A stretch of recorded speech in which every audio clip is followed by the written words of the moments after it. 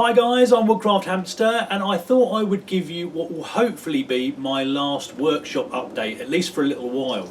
And basically I've decided to break with tradition a little bit, and I've bought myself a couple of powered tools. Now obviously my channel is more about traditional woodcraft, and it certainly is my intention to keep it that way, but I wanted to pick up a few items that I've been after for a while, that I may use on some of the videos. They're more for me just to use generally, but I thought it might be useful to show you guys. There's a lot of people ask me quite often when I do sort of how-to videos on how to carve something, how to make something, is whether you can do the same thing with power tools, and the short answer is absolutely yes. Now obviously, as I've said many times in the past, I prefer to do things by hand, but occasionally I like to pick up a power tool for things. I mean, certainly things like a drill I find really useful, because trying to bore holes with a brace and bit or an auger by hand and have them sort of perfectly straight is quite a difficult thing to do. And also, cutting certain things, you can cut things with a saw, you can shape things with an axe, but occasionally maybe something like a jigsaw. I've toyed around with the idea of a jigsaw for a while, just to help sort of quicken things up. Now obviously we're getting quite close to December and Christmas time, and I like to make things for people for Christmas, and I always leave it till the last minute, and I thought maybe I'll just pick up a few things. So basically the reason I'm sitting here at the moment is so that I can give you a quick pan round with the camera and show you the two things I've got. And before I do that, I'll just give you a very quick description of what they are. So on my right hand side, so your left, I picked up a pillar drill, something I've always wanted for my workshop, and if I could only have one powered item, a pillar drill would be exactly what I want. Now that will allow me to drill very precise holes at very specific depths. I'm not using a handheld drill, trying to keep it straight as I'm going down, and that's something I've really wanted for a long time. Now on my left hand side, so your right, I've got a small sort of hobby bandsaw. Now I've actually owned this bandsaw for about, it's got to be coming on to 10 years now, and for the last sort of 7 or 8 years it's been sitting in storage at a family member's house, because I didn't really have the space for it, and I didn't have any power in my workshop. Now what I did last weekend, when I bought the pillar drill, I bought a 50-metre extension reel for it, so I can run that from the house, which is over that way, to here.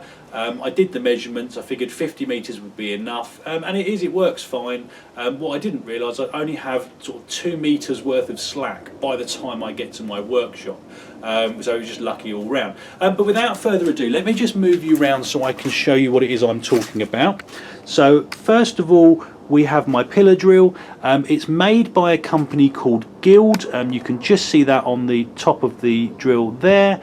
And again, it's a very basic hobbyist pillar drill, runs off normal mains power. It's got a decent chuck in there, I can get a selection of drill bits in there, and it really just helps me drill very nice, clean, simple holes. And then moving over, here is my bandsaw, made by Draper, well-known brand, and I have used this on and off for probably the last 10 years, not so much since it went into storage, I have to admit. And if I just bring you a bit closer, I will give you a quick run through. So again, made by Draper, simple on off switch. You've got a nice sort of clean work table there. You've got a little adjustable sort of brace, if you like, so I can get this up to wherever I want it to be, lock it into place. I can then run whatever I'm cutting straight through. If I want to make something straight, which is, normally I tend to sort of do carved things, so that's less of an importance to me. But one of the reasons I bought this is because I was trying to make a few sort of joinery items many years ago, and I thought it'd be really useful. So now that I've got that power, I've taken it back out of storage, and it's now going to be used in the workshop. Now my intention at the moment is probably just to screw it down to this carving stump each time I want to use it, and that will allow me to have a nice stable base to use it with. And then moving over, if I just spin my camera back round again, there is the pillar drill. As I say, let me move the camera around a bit so you've got a better view. So made by Guild, budget brand. Hadn't really heard of them before until I bought it, but it seems to be working pretty well. Haven't got a massive depth on here. I mean, this table is not actually set where I need it to be, but you can see, you know, I've probably got another ½ inch of adjustment up here, but it's not a big heavy duty pillar drill by any means, but it will let me do what I want to do. Now I've got it just sat here on my little sort of mini workbench, if you like, next to my vise. Now I've got a couple of clamps that I'm going to be using to hold this down. Let me see if I've got one handy. So again, when I want to use it, I can just bring it a little bit closer into here and I can clamp this down, get it nice and solid so that the vibration of the drill is not doing anything. It's not going to move around, all nice and safe. I have got a little drill vise coming as well, so I can clamp things in it and then hold it by hand. But all in all, I'm really pleased with both these items. Right then guys, well, that was just meant as a quick introduction to my new tools. As I say, I'm not planning on moving away from the traditional side of things with the use of hand tools, which is kind of my mainstay, as you know. But I think I probably will try and use these at some point on the channel. You know, maybe when I've got a next sort of big project coming up or something like that, I'll try and maybe use the bandsaw just for removing some waste material.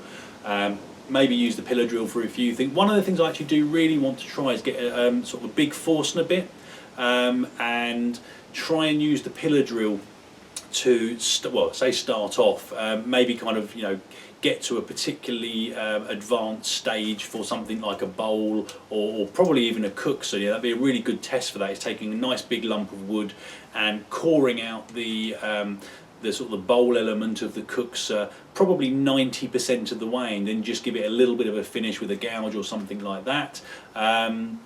Just more of a test than anything else. But anyway guys, that was it. Just meant to be a really quick video just to introduce you to a couple of tools that I've just picked up, or one that I've bought and one that I had laying around for a while, and hopefully you'll see those on the channel in the near future.